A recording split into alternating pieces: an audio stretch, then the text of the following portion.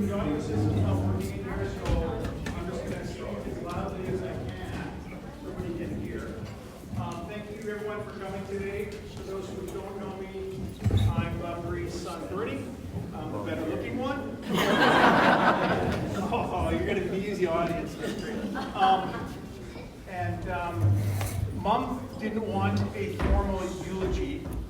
She was very specific about that. She wanted people to come up and share stories and memories of her amongst each other, but if you want to share like this, you're welcome to it. So I thought I would start out with a few of my memories of Mom, our Mom. I was going to have a joke about a stack of paper this big, but I didn't do that. So Mom wore a lot of different hats. She had a lot of different roles, and she went by a lot of different titles. Sister, aunt, mom, friend, granny, great-granny, 4 great-grandchildren, and teacher. And all of you in here can call her one of those things. But I'm the only person here that can call her mom and teacher, because she taught me in grade 3. And there are a few of her students here actually from grade 3. A couple of them kicking around, amazingly. And yeah, there's a few of you. And being a teacher was really important to her, and it was reflected in how she raised us kids. She could never stop being a teacher. She would take us hiking, the 3 of us, sometimes with Auntie Donna and Barb and Paul, and we'd go up to Golden Ears or some other park in the area. We'd spend time hiking those trails, and I think for me, doing those hikes with her became a huge part of why I am who I am today, and the career I chose as a forester. Actually, ended up being climbing around in the hills and the trails, and ended up taking a career like that. And I'll be ever grateful for that.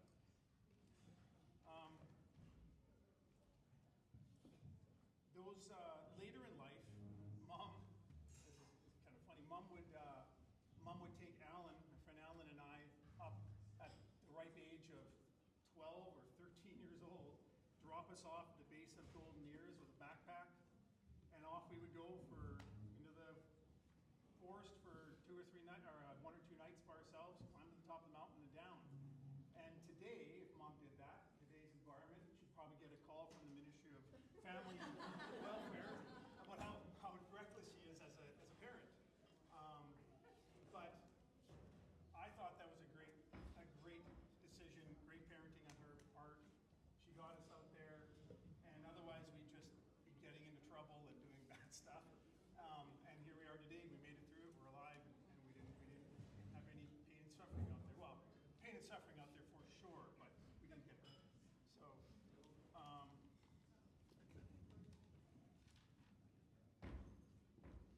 Mom also taught us the value of hard work and how to stretch our resources. And that was so important for me as a young adult when I had a terrible paying job and living in some place I probably didn't want to live in with 2 little kids and trying to make it work. I could use all those skills that she taught me to make it through better times. And I again will be forever grateful for that, because I know so many people that didn't have those skills. And she also taught us through that it's a better time to spend time with your kids. It's better to spend time with your kids than it is to just buy them stuff, material things, and have quality time instead. On an unrelated teaching topic, Mom fell in love later in life with Don. And many of you knew Don, some of you knew him. Mom was very happy with Don and the life they had. And she would smile ear to ear when she was with him. In particular for me, I remember Don. Mom would be in the kitchen or at their house in Burnaby, and Don would walk past and give her a kiss on the cheek. And me, for a son to see that for his mom was really, really important. And for me, that love later in life, I was able to find my Sarah later in life, and I really appreciate that. A couple of last things. One of my memories of her is her little red rocket. Does anybody here know what I mean by her little red rocket? Yep. Okay.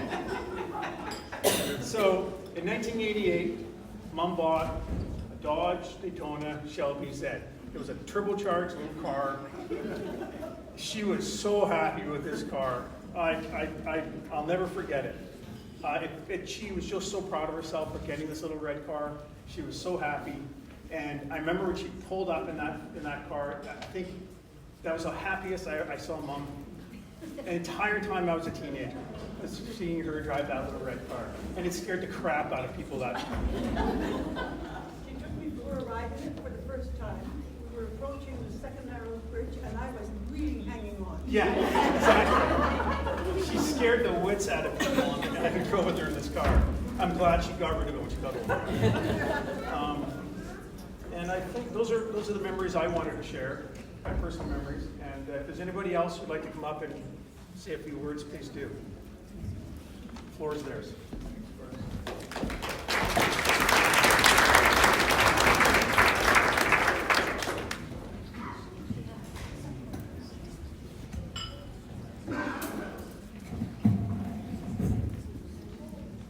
I'll do my best without a microphone. I'm not very loud. I'm Serena. I am Marie's second oldest grandchild. One of the things I loved the most about my granny was her stories and what she taught me through them. We both shared a love of family history. Some of the favorite things she would tell me about were generations before us. Oh, this is just right? So this won't actually make me louder. We spent hours together sitting and looking through photographs, making recordings, looking at family trees, moments that I will treasure forever. Through these stories, I learned about immigration, love, loss, and the perseverance that carried our family through all of our hard times. But her stories weren't only about times long past. We shared a special connection, both being teachers, and she told me many stories about her career, how she was among the first graduating teachers from UBC, and how she started her career working for free. She told me about the independence her career gave her as a young woman, and spoke with pride about buying her own car and having her matching driving gloves. She shared stories about her classrooms, her colleagues, who include my own father-in-law, a fact we learned after my husband and I started dating. She shared about her sweetest and most challenging students. And in these stories, I saw much of who I hoped to become as an educator. To me, her stories were lessons about resilience, independence, hard work, and trying to find balance in life. Throughout the school years, my granny would always call and check in on me. She always seemed to know exactly when things were getting hard. She listened to my stories that I would tell her, and in those moments she was still teaching me one of her most important life lessons, to take care of myself. And as I continue through my own life, I will carry that with me. I will honor our family's legacy of hard work, perseverance, while holding on to the wisdom that she shared with me and many others. I'm gonna miss her a lot, but I'm really grateful for all of the time that I had with her.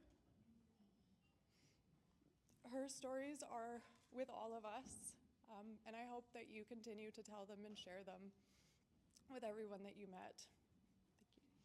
Thank you.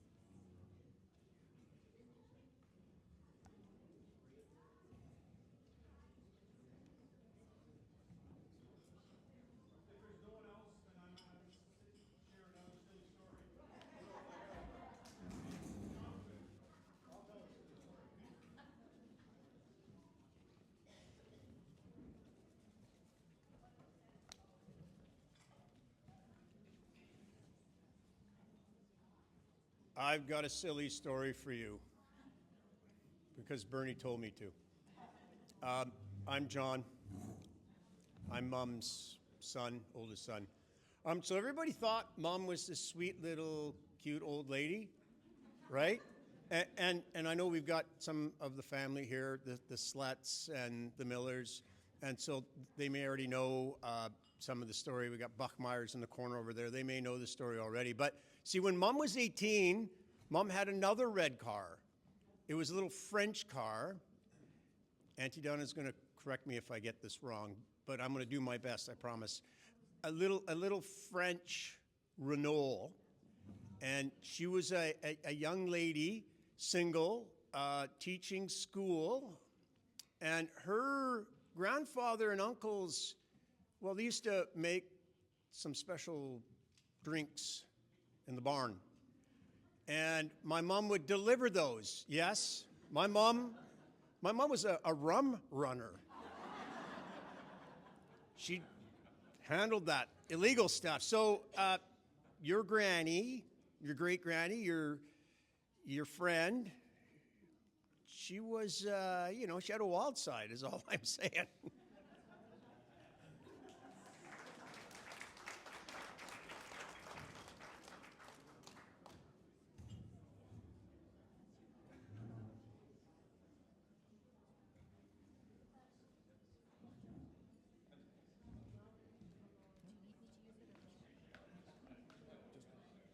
Hi everyone, my name is Louise. I am a hiking buddy and a good friend of Roxanne, and I'm thrilled to be here to celebrate the life of Marie. But unbeknownst to Roxanne, probably even to this day, the first time I met Marie was in my second year of teaching. And I was teaching at St. Anne's School, a newbie teacher, and whole language was the way to teach her. But Marie had been teaching for a very, very long time. And at that time, they sent all of the very smart, very knowledgeable teachers to check out the whole language way of teaching. And so she ended up being in my class. And I was like, as a new teacher, I was like, what do I know? Like, and she said, I don't know why I'm here. I'm doing this, have to learn this new whole language thing. And I just said to her, you know what, you do you. As long as you love those kids and you do what you know what to do, the best that you can, you're good to go. And if you learn something from what I'm doing, great. And you can teach me probably way more than I can teach you. So when I got to know Roxanne, after that, our kids went to St. Catherine's together, and we did a lot of things at St. Joseph's Church with the family mass and things back in the day. And then I connected Marie to Roxanne. And just probably the last 5 years, I'm not sure, how long has, when did your mom move here, Roxanne? 8 years ago? But she joined the CWL here, and I'm part of the CWL here as well. And we sat beside each other, and I didn't recognize her at first because she looked quite different from the years before. She looked fantastic, as a matter of fact. And so she sat beside me, and we reconnected there. And I just remember her also saying, I can't do very much for the CWL, but I want to be here. And I said, you go to it. So I just have really sweet memories of Marie, just in those two little things. So.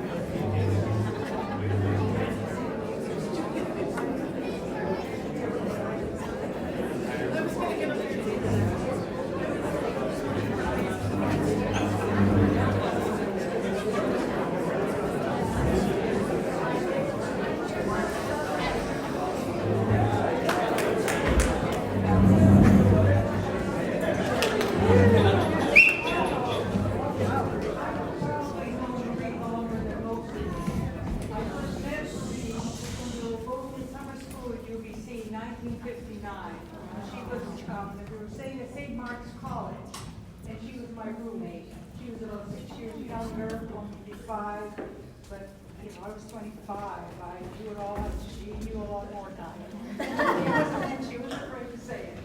But anyhow, but we continued our friendship through thick and thin. We visited as families, and we both have children, and their kids loved to come because they had a little farm, they had animals, and they used to come to our place when we all were young and whatever. And anyhow, so I've known her for a long time. We didn't see each other that often, but we always kept in touch by phone. I got to know a lot of her family. I don't recognize a lot of them, but I know a lot about them. Some of them maybe I don't want me to know. But anyhow, she was a great friend. We knew them, my husband and I knew them, as I said, through, you know, when they had their families and things happened. But she was always there, and it was a wonderful friendship through all these years. So I'll miss talking to her. You know, it's not that far, but you don't just drop in on someone when you're living in Vancouver and you're somebody's language. But anyhow, it was a great friendship. I'll miss talking to her. And anyhow, I just wanted you to know that it probably am 93. She's so it was a wonderful friendship, and I always loved talking to her.